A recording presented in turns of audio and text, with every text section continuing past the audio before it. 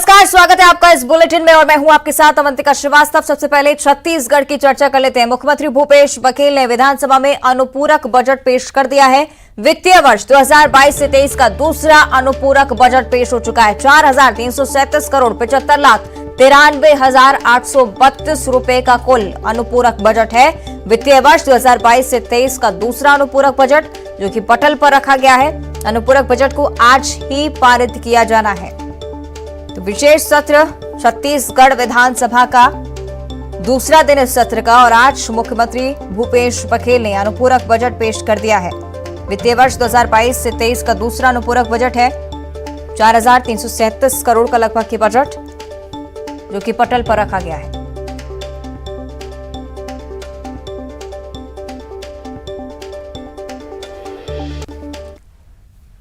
और छत्तीसगढ़ विधानसभा में सदन की कार्रवाई के दौरान जमकर हंगामा हुआ है। बीजेपी के विधायकों ने व्यवस्था का प्रश्न उठाया। अजय चंद्राकर ने मोहन मरकाम के खिलाफ विशेषाधिकार हनन की सूचना का हवाला दिया है। साथ ही साथ सत्र की अधिसूचना जारी होने से पहले तिथि सार्वजनिक करने पर हंगामा हुआ है। सत्र और उसके विषय की जानकारी मोहन मरकाम को कैसे हुई, बीजेपी का यह सीधे तौर पर सवाल है। संसदीय कार्य मंत्री रविंद्र चौबे का सदन में बयान। कार्यमंत्रणा समिति की बैठक में यह सब तय हुआ था और उस मुद्दे पर सत्ता पक्ष और विपक्ष के बीच जमकर बहस हुई है। ननकीराम कंवर ने आरोप लगाया है कि आपके लोग इसको लेकर कोर्ट क्यों नहीं गए। मंत्री अमरजीत भगत का बयान भी सदन की कार्रवाई में व्यवधान डालने वाला आरक्षण विरोधी है।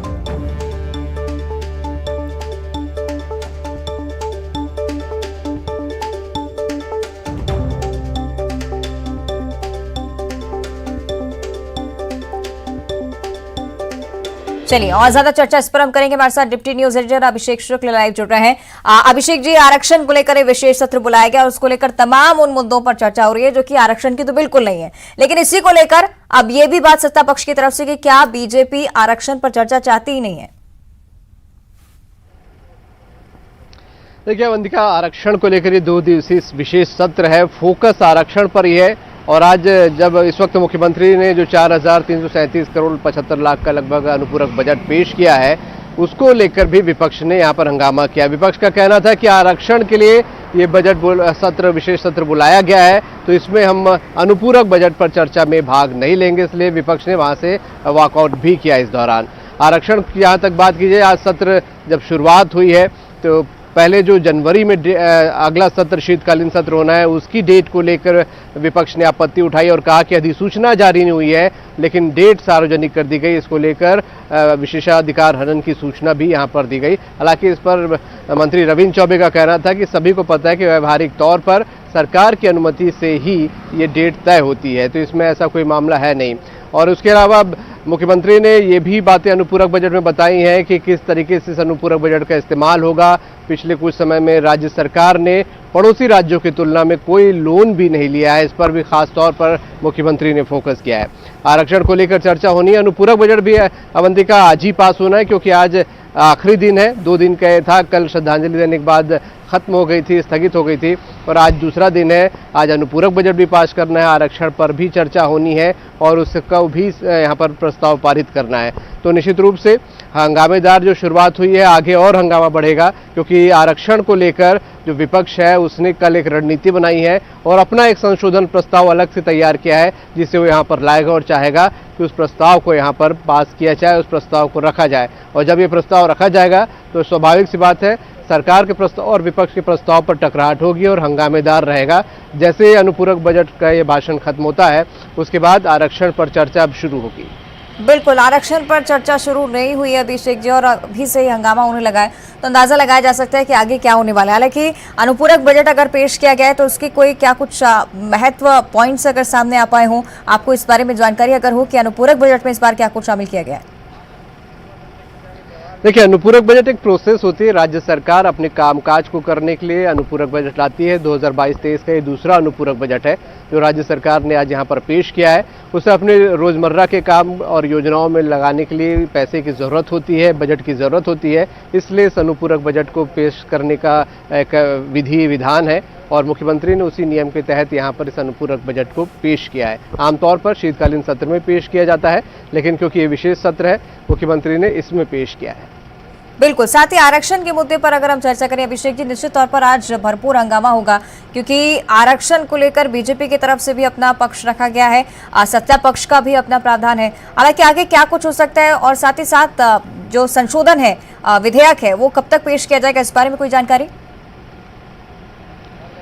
बिल्कुल, थोड़ी देर में ये संशोधन विधेयक पेश किया जाएगा अवंतिका, और इसको लेकर भी जो चर्चा है पॉलिटिकल एंगल जरूर लेगा क्योंकि अभी 5 तारीख को वोटिंग है भानुप्रतापपुर उपचुनाव में, और विपक्ष ने यही आरोप लगाया है कि ये जो सत्र है चुनाव को ध्यान में रखते हुए पहले लाया गया है, जबकि 8 तारीख जो कि मतगणना के दिन है उसके बाद अगले दिन 9 तारीख को ये सत्र यहाँ पर लाया जाना था। नेता प्रतिपक्ष नारायण चंदेल ने इस बात को यहाँ पर कहा। तो विपक्ष शुरू से आरोप लगाता रहा है कि ये सत्र है चुनाव को ध्यान में रखकर लाया गया है। वहीं राज्य सरकार का ये तर्क है कि हम चाहते हैं कि आरक्षण का मसला जल्द से जल्द आदिवासियों के हित में हो, और हम विपक्ष से भी उम्मीद करते हैं कि वो भी हमारे इस प्रस्ताव पर सहमति दे। हालांकि सहमति तो देना विपक्ष बिल्कुल इस पर तैयार नहीं है क्योंकि उसने अपना अलग प्रस्ताव तैयार कर लिया है।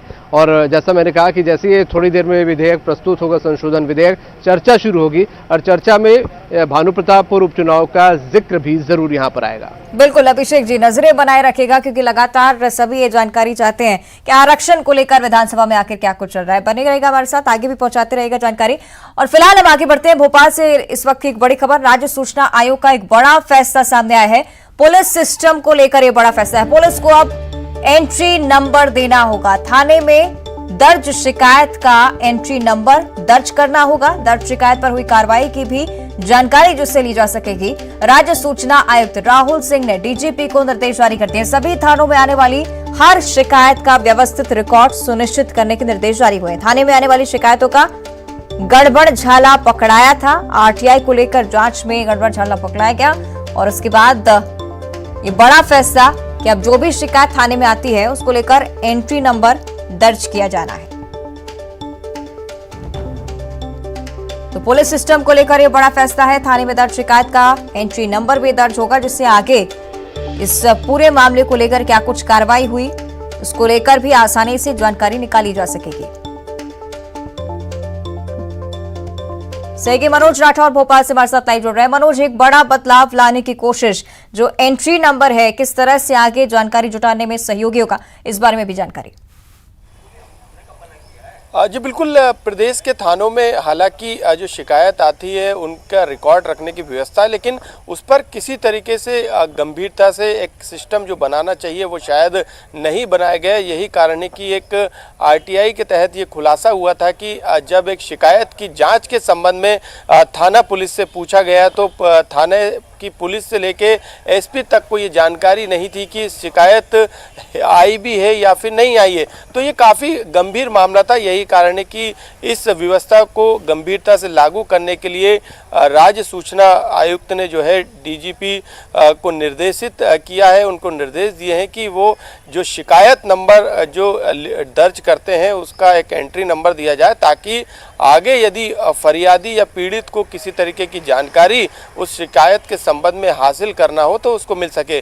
कुल मिला के जो एफआईआर का सिस्टम है, एफआईआर तमाम आईपीसी की धाराओं में दर्ज की जाती है और शिकायत को गंभीरता से नहीं लेके थाना पुलिस जो है उसको कचरे की टोकरी में डालने का काम करती। लेकिन अब इस तरीके के निर्देश के बाद डीजीपी किस तरीके की व्यवस्था मध्य प्रदेश पुलिस के लिए लागू करते हैं ये देखने वाली बात हुई, क्योंकि अभी तक शिकायतों पर गंभीरता से जांच नहीं की जाती है। यही कारण है कि शिकायत सिर्फ शिकायत तक सिमट कर रह जाती है और वो एफआईआर में कन्वर्ट नहीं हो पाती, जबकि कई मामलों में गंभीर शिकायतें पुलिस तक पहुंचती हैं। बिल्कुल, अब देखना होगा कितना बड़ा बदलाव इस व्यवस्था के चलते आता है। फिलहाल शुक्रिया आपका मनोज इस पूरी जानकारी के लिए।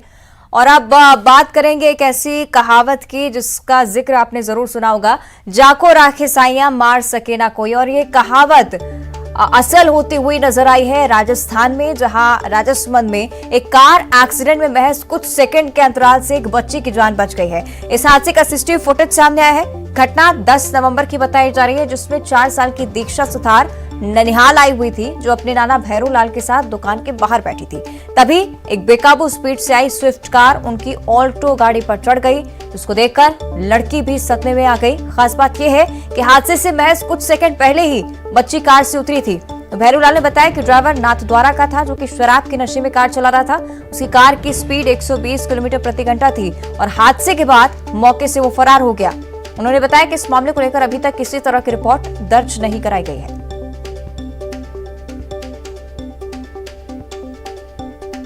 तो हादसे का सीसीटीवी फुटेज आपको दिखा रहे हैं टीवी स्क्रीन पर, किस तरह से तेज रफ्तार में ये गाड़ी आती है। लेकिन अच्छी बात यह कि बच्ची इस गाड़ी से पहले ही कुछ सेकंड पहले ही उतरी थी और उस बच्ची की इस पूरे हादसे के दौरान जान बच गई।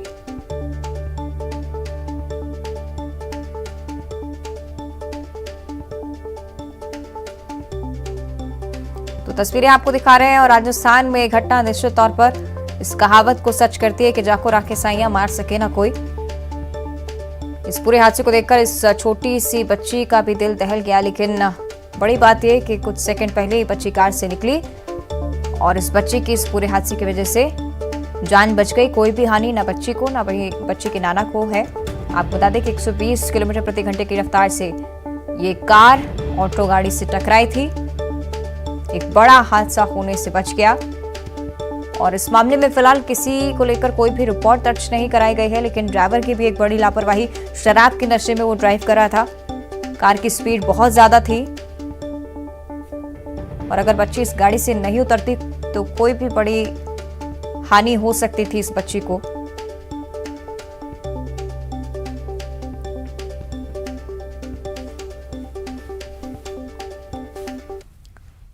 और अब देखिए खबरें सुपरफास्ट अंदाज में। जबलपुर में सुबह 4 बजे बिजली विभाग के कर्मचारियों ने काटी घरों की बिजली। बिना कोई सूचना के घरों के काटे जा रहे कनेक्शन, स्थानीय लोगों ने जताई आपत्ति।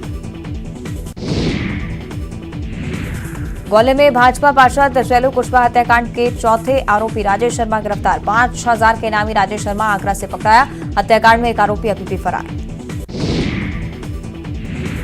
अंबिकापुर में आज सी मार्ट शॉप का शुभारंभ। 34 लाख की लागत से बने मार्ट का सीएम भूपेश बघेल करेंगे वर्चुअल ओपनिंग। सी मार्ट शॉप में मिलेंगे छत्तीसगढ़ में निर्मित सामान।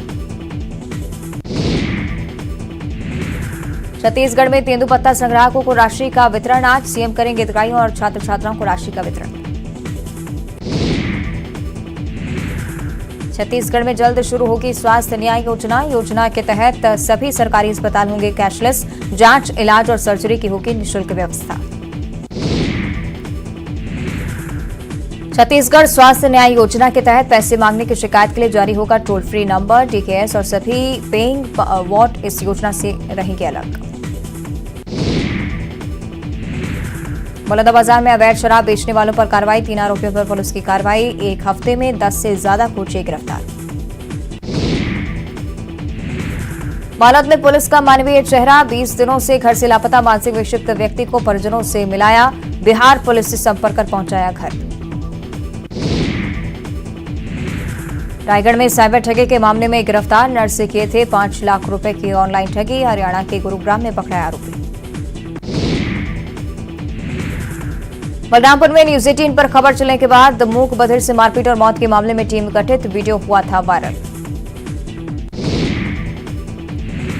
सूरजपुर में ठंड के चलते स्कूल का बदला समय। प्रथम पाली सुबह 9 बजे से 12:30 बजे तक। द्वितीय पाली दोपहर 1:45 बजे से 4:30 बजे तक होगी संचालित। बलरामपुर में पत्नी को आत्महत्या के लिए उकसाने वाला पति गिरफ्तार। पत्नी से मारपीट करता था प्रताड़ित। पत्नी ने तंग आकर जहर खाकर दी जान। श्रद्धा कांड जैसे रायपुर के युवती के हत्या का आरोपी गिरफ्तार। कोलकाता भागने की फिराक में था सचिन। ओडिशा के तराईकेला जंगल से मिली युवती की लाश।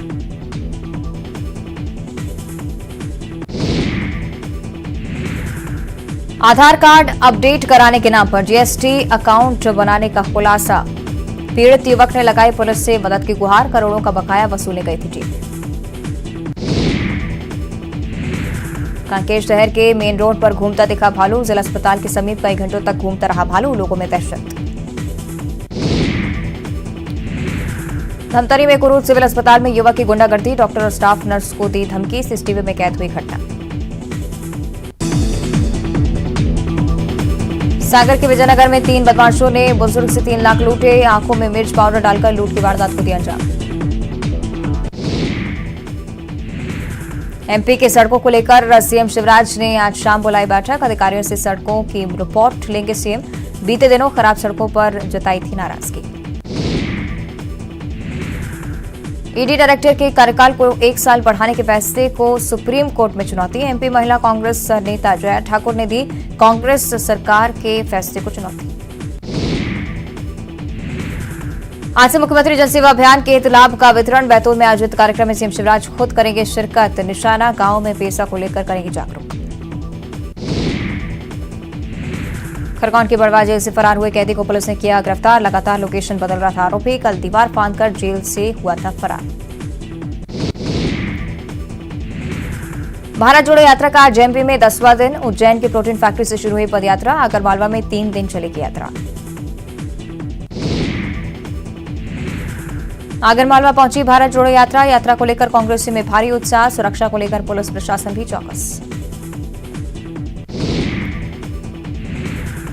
राहुल गांधी यात्रा के दौरान बाबा बैजनाथ महादेव मंदिर और नलखेड़ा मां बगलामुखी मंदिर के कर सकते हैं दर्शन। यात्रा आगर के बाद राजस्थान में करेगी प्रवेश। आगरमालवा में राहुल गांधी की सुरक्षा में तैनात पुलिस जवानों की तीखी नोकझोंक। भारत जोड़ो यात्रा में लगे विशेष सुरक्षा दस्ते के जवानों से हुआ विवाद। टी ब्रेक के दौरान हुए विवाद की वजह साफ नहीं। केंद्रीय मंत्री नरेंद्र सिंह तोमर मामले में लगी खात्मा रिपोर्ट। हाईकोर्ट में कोविड गाइडलाइन उल्लंघन मामले में सुनवाई। न्यायालय में खात्मा रिपोर्ट स्वीकार होने के साथ ही तोमर पर दर्ज केस होगा खत्म। बीजेपी प्रदेश अध्यक्ष वीडी शर्मा धार के दौरे पर। टंटिया मामा जनजातीय गौरव दिवस सम्मेलन में होंगे शामिल। पार्टी का आदिवासी वोटर्स पर फोकस जारी। और अब रायपुर से एक बड़ी खबर। सदन से द्वितीय अनुपूरक बजट पास हो चुका है। 4000 करोड़ से ज्यादा का अनुपूरक बजट पास हो गया। अनुपूरक बजट पर चर्चा में विपक्ष शामिल नहीं हुआ। विपक्ष वॉकआउट कर चुका था। राज्य की आर्थिक स्थिति मजबूत है। सीएम भूपेश बघेल का बयान।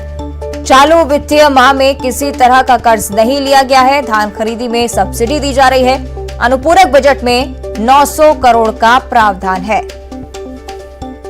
बड़ी जानकारी राजधानी रायपुर से सामने आ रही है। अनुपूरक बजट पास हो चुका है। विपक्ष क्योंकि इस दौरान चर्चा में मौजूद नहीं था, विपक्ष पहले ही वॉकआउट कर चुका था। साथ ही साथ सीएम भूपेश बघेल की तरफ से कहा गया है कि राज्य की आर्थिक स्थिति भी मजबूत है। चालू वित्तीय माह में किसी तरह का कोई कर्ज नहीं लिया गया है।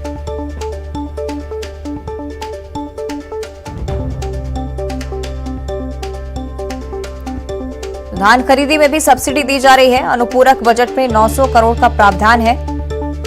4000 करोड़ से ज्यादा का अनुपूरक बजट विधानसभा से पास हो चुका है।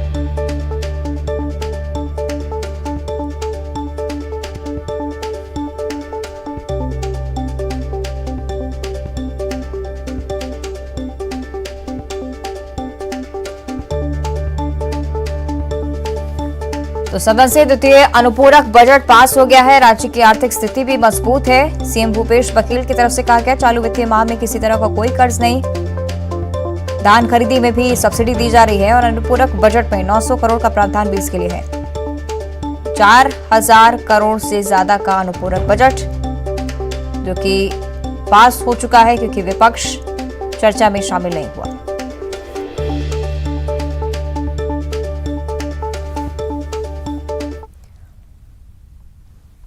आगे बढ़ते हैं। जबलपुर से एक बड़ी खबर है। चलती मेट्रो बस में ड्राइवर को हार्ट अटैक आ गया है। ड्राइवर की स्पॉट पर ही मौत हो गई और कई वाहनों को टक्कर मारते हुए ये बस दुर्घटनाग्रस्त हुई है। हादसे में 6 राहगीर घायल हुए। एक की हालत गंभीर बताई जा रही है। दमोह नाका क्षेत्र की एक घटना है।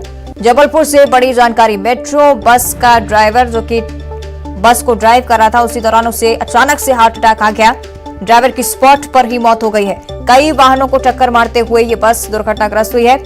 6 राहगीर घायल हुए जबकि एक की हालत गंभीर बताई जा रही है। दमोह नाका क्षेत्र की घटना है। तमाम जो लोग घायल हैं उन्हें अस्पताल में इलाज के लिए भर्ती कराया गया, लेकिन ड्राइवर की जान जा चुकी है। स्पॉट पर ही हार्ट अटैक आने से उसकी मौत हो गई।